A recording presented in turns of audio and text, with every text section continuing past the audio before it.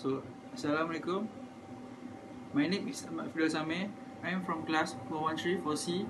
Today, me and my group will explain about bone fracture and dislocation. Hope you guys enjoy it. Let's go. Hi, Assalamualaikum to Madam Ain. My name is Muhammad Nur Daniel bin Abdul Rashid. I'm from SR1134C. Hello, Assalamualaikum. My name is Muhammad Fidel Syabi Anum Talib and I am from SR1134C.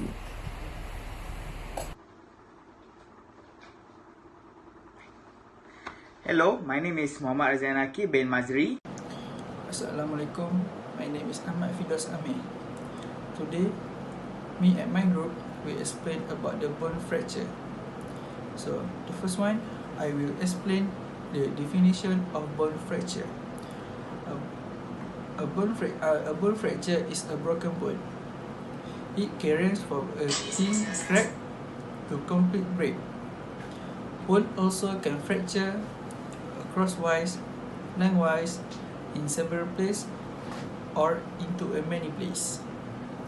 Most fracture happen when a bone is impacted by a force or pressure that it can support. So, that is the definition of the bone fracture. Okay, next, I will proceed to the classification of bone fracture. The classification have two types, which is closed fracture and open fracture. So the open fracture, the bone fracture hand protrude through the skin. It also called compare fracture. In a open fracture, the end of the broken bone tear your skin. When your bone and other internal force are expanded, it puts a good at a higher risk of infection. Next is a closed fracture. A closed fracture is called the simple fracture. In a closed fracture, the broken bone doesn't break your skin. And then I will proceed to the third slide, which is sign and symptom of bone fracture. So if you guys want to know, most fracture are accompanied by intense pain when the internal injury occurs. It may become worse when you make or touch the injury. In some cases, you may even pass out from the pain. You may also feel dizzy or we call from a shock. Okay, for the symptom of the bone fracture, which is the deformity, swelling, pain, bruising, description of movement. Okay. For the next slide, I will talk about the type of fracture. Fracture can be classified as the closed or open, as well as incomplete or complete. So, what is the types of bone fracture? So, the type of bone fracture is transverse, linear, oblique, non-displayed, oblique, displayed, spiral, stick, and communicate. So that's for me. I will go to my friend. Okay.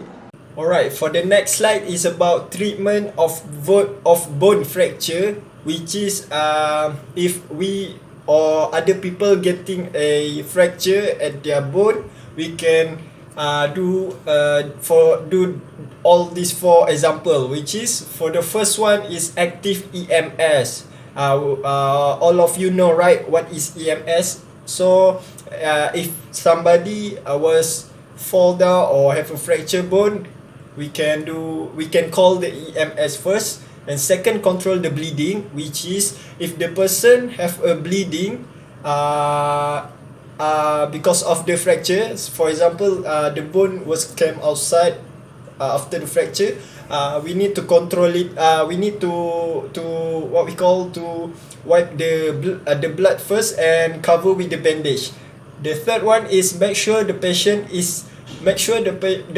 in a comfortable, which is if the person have the fracture, we need to make them in a comfortable, which is place them in the cold place, which is not too hot place, and let him or her calm down first, calm down their heart rate, and make sure he or she in a comfortable place when for example if he or she have a fractured bone at hand, make their hand in a comfortable.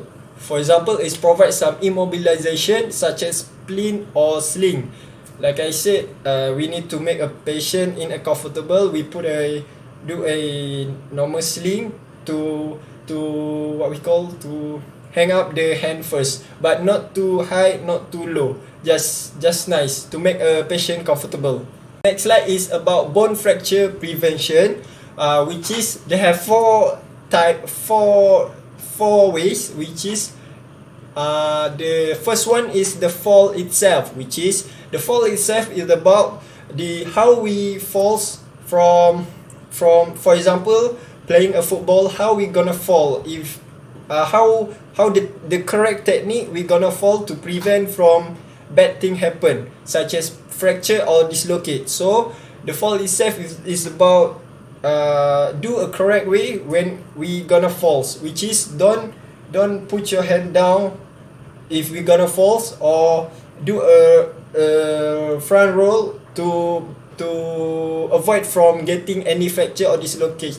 And the second one is the force, which is how higher we fall down, or how fast we falls. For example, a person was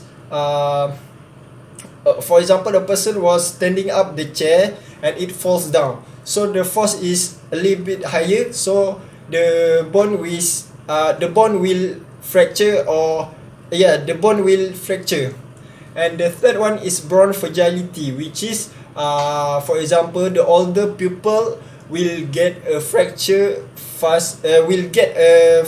bone easily because of their bone density, which is older people will lack of vitamin D or calcium, so their bone will loss of density. And the last one is improving balance, which is we need to improve our balance, such as improve strength exercise, balancing exercise to what we call to prevent from any kind of injury like fracture. Okay, for the definition of dislocation and subluxation. Okay, for the definition of dislocation is to complete the displacement of joint from its normal alignment, and as you can see the knee dislocation at the photo that I took from the Google, and it is the act of displacing or the state of being displaced. And for the subluxation, the definition is partial displacement of a joint from its normal alignment.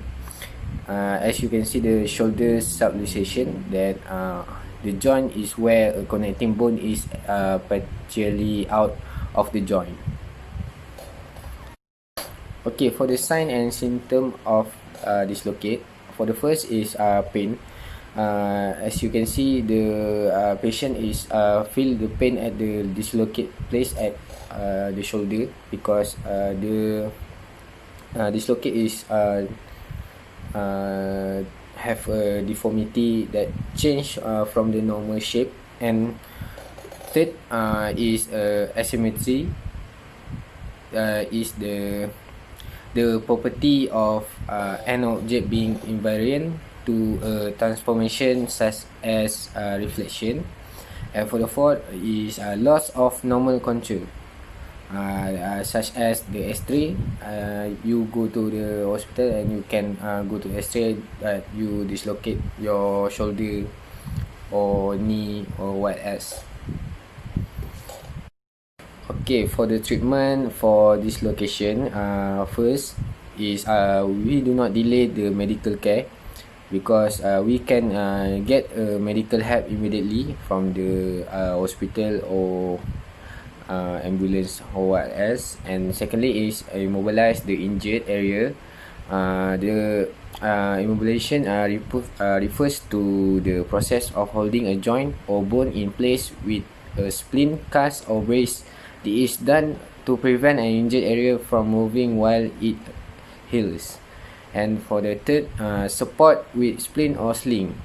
Arm sling hold the forearm in a raised or horizontal position and can support an injured upper arm, forearm and wrist. The sling is also a useful visual warning to others that someone is injured.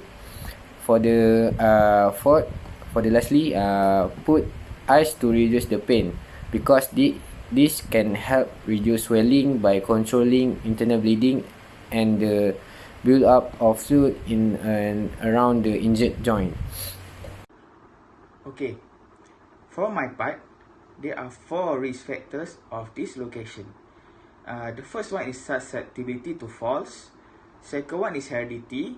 The third one is sports participation. And the last one is motor vehicle accidents. Okay, we'll go through one by one. Okay, the first one is susceptibility to falls. Falling increase your chances of dislocate joint if you use your arm.